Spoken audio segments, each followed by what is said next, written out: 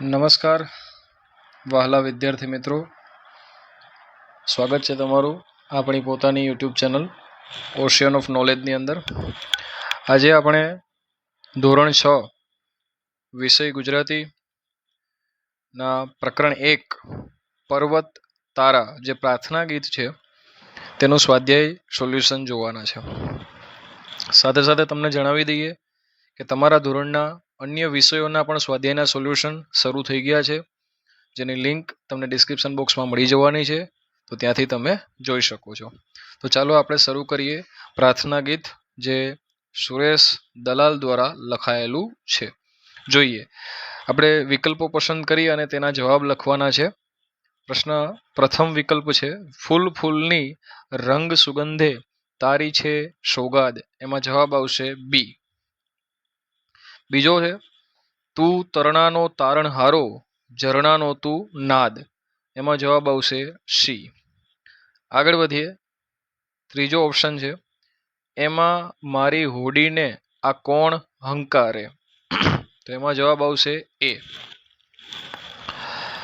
તો પછી છે પ્રશ્ન ક્રમાંક 2 ખોટા વિકલ્પો છે કે સાચું વાક્ય બનાવો.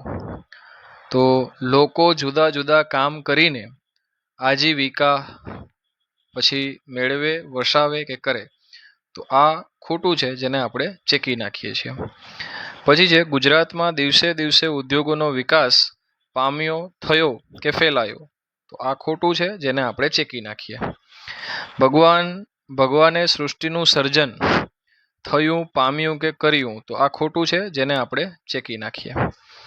પ્રશ્ન ક્રમાંક 4 છે પરીક્ષા નજીક આવતા એણે તૈયારી આરંભી, પૂરી કરી કે શરૂઆત કરી, તો આ ચેકી નાખીએ, જે ખોટું છે. બરાબર, આરંભી આવશે.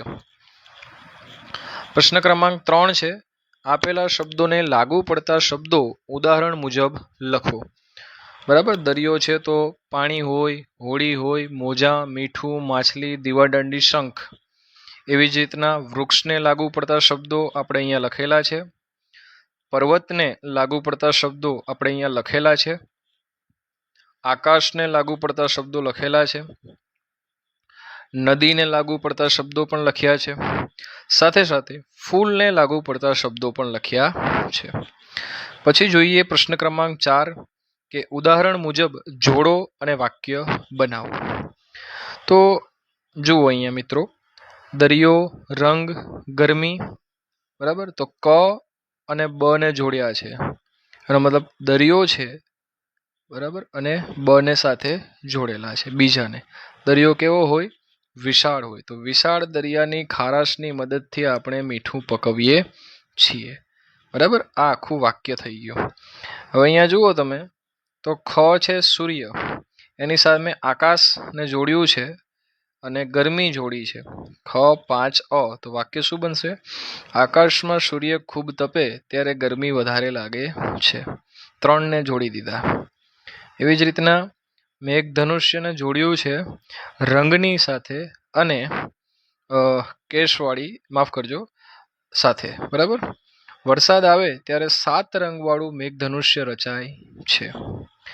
પછી જે ઘેઘુર કેશવાળી ધરાવતા સિંહની ત્રાળથી ભલભલા કંપી ઉઠે, અને એવી જ રીતના નદીના બંને કાંઠે તેનું પાણી પ્રવાહી સ્વરૂપ વહે છે. પ્રશ્ન ક્રમાંક 5 છે સમાજ આધારિત પ્રશ્નો, 1-2 વાક્યમાં ઉત્તર આપવાના છે. પ્રશ્ન ક્રમાંક 1 છે આપણે પ્રાર્થના કેમ કરીએ છીએ?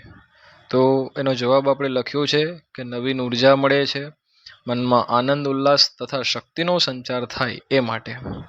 બીજો પ્રશ્ન છે કે તમને કયા કયા કુદરતી સ્થળોએ જવું ગમે છે? તો જે કાંઈ જંગલ, પ્રાણી, પક્ષી, પર્વત જોવા, ગિરનાર વગેરે વગેરે. મેઘધનુષ્ય વિશે તમે શું જાણો છો? તો કે ચોમાસામાં આકાશમાં જોવા મળે, ધનુષ જેવો આકાર છે અને 7 રંગો એમાં જોવા મળે છે.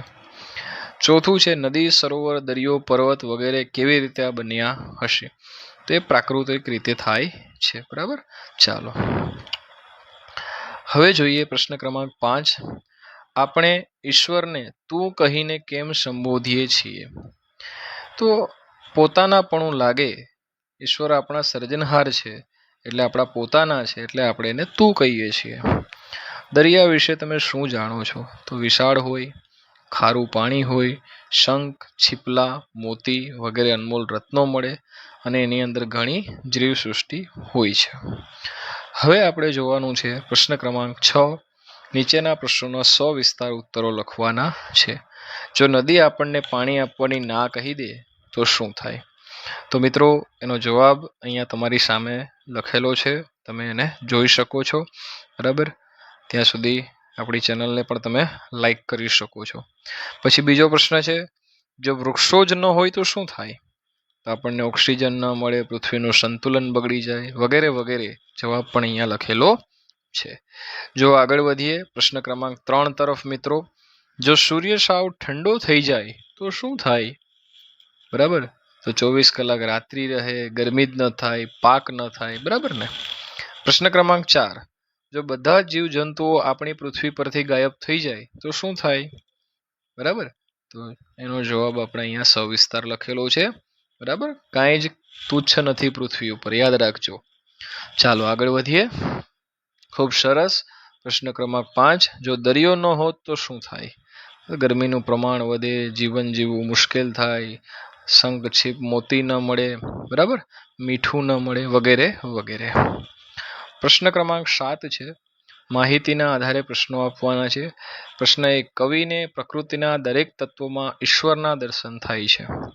તો બસ આ એના જવાબ છે જે આપણે અહીંયા લખવાના છે. પ્રશ્ન ક્રમાંક 2 છે, દરિયાનું દિલ વિશાળ છે કારણ કે એની અંદર શંખ, છીપલા, મોતી, મીઠું, બરાબર, ઉદાર દિલે બધું જ જોવા મળે છે એટલા માટે. પ્રશ્ન ક્રમાંક 8 જોઈએ, પર્વત તારા જે પ્રાર્થના ગીત છે એના આધારે પ્રશ્નોના એક એક વાક્યમાં જવાબ આપવાના છે. કવિ પ્રકૃતિમાં કોના દર્શન કરે છે? તો ઈશ્વરના દર્શન કરે છે. કવિ કોને ભગવાનની આંખ ગણે છે? તો સરોવરને ભગવાનની આંખ ગણે છે. વિશાળ દિલ હોવું એટલે ઉદાર દિલ ના હોવું. મેઘધનુષ્યના મોરપીંછમાં શી સમાનતા જોવા મળે છે? મોર જ્યારે કળા કરે છે ત્યારે તેનો આકાશ ધનુષ જેવો દેખાય છે, એટલે બંને ધનુષ આકાર જેવા જોવા મળે છે.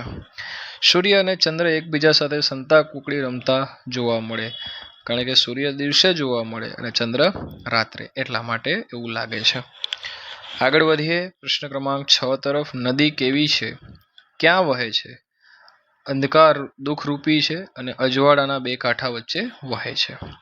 કવિની હોડી ક્યાં ચાલે? અજવાળાના કાંઠા વચ્ચે. કવિની હોડીને કોણ હંકારે? ઈશ્વર જ હંકારે છે. પ્રશ્ન ક્રમાંક 9 છે, પંક્તિનો ભાવાર્થ લખવાનો છે.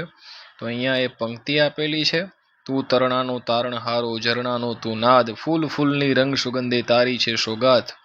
આ એનો ભાવાર્થ છે. એવી જ રીતના અહીંયા કાવ્ય પંક્તિ આપેલી છે જેને પૂર્ણ કરવાની છે. પર્વત તારા પહોળા ખંભા ને તમે પૂરો કરશો એટલે તું રમી રહ્યો રઢિયાળી રાત પર એ પૂર્ણ થશે. હવે આપણે વ્યાકરણ વિભાગ જોઈએ. ભાષા સજ્જતામાં નીચે આપેલા શબ્દો છે એના સમાનાર્થી શબ્દો આપવાના છે. પર્વત માટે, તરુણો માટે, ચંદ્ર માટે, વૃક્ષ માટે, સૂર્ય માટે અને દરિયા માટે. ચંદ્ર સુધાકર અને ચંદ્રમા સૂરજ અને દિવાકર, સમુદ્ર રત્નાકર, ઝાડ તરુ વગેરે. બરાબર છે. એવી જ રીતના વિરુદ્ધાર્થી શબ્દો આપવાના છે. બરાબર, વિશાળ, સંકુચિત, અજવાળું, અંધારું, દૂર, નજીક, સુગંધ, દુર્ગંધ. આગળ જોઈએ પ્રશ્ન ક્રમાંક 3, જોડણી સુધારવાની છે. દિલની, સંતા કુકડી, બુલબુલ, નદી. શબ્દ સમૂહ, રાત્રિના અંધારામાં ટમટમતું જીવડું એટલે આગિયો, સામાન્ય રીતે મધુર લાગતો મોટો અવાજ એટલે નાદ, ને આકાશમાં દેખાતો 7 રંગનો ધનુષ્ય જેવો આકાર એટલે મેઘધનુષ્ય અથવા ઇન્દ્રધનુષ્ય. પછી જોઈએ પ્રશ્ન ક્રમાંક 5, કક્કાવરીના ક્રમમાં લખવા માટે. પ્રશ્ન ક્રમાંક 2 પણ એ જ છે. પછી છઠ્ઠો પ્રશ્ન છે, કૌંસમાંના સાચા વિકલ્પોમાંથી વિકલ્પો પસંદ કરવાના છે, જે તમારી સામે ઓલરેડી પસંદ કરેલા છે, તમે જોઈ શકો છો. પ્રશ્ન ક્રમાંક 7 છે મિત્રો, ઉદાહરણ મુજબ શબ્દ જોડી બનાવવાની છે. ચશ્મા તો આંખ માટે છે, પતંગ માટે દોરી છે, કાગળ માટે પેન છે. કપડા માટે કબાટ છે અને હોડી નદી નાવિક હલેશા. બરાબર મિત્રો, તો અહીંયા તમારું જે સ્વાધ્યાયનું સોલ્યુશન છે પ્રકરણ 1નું એ પૂર્ણ થાય છે. મળીએ આપણે નવા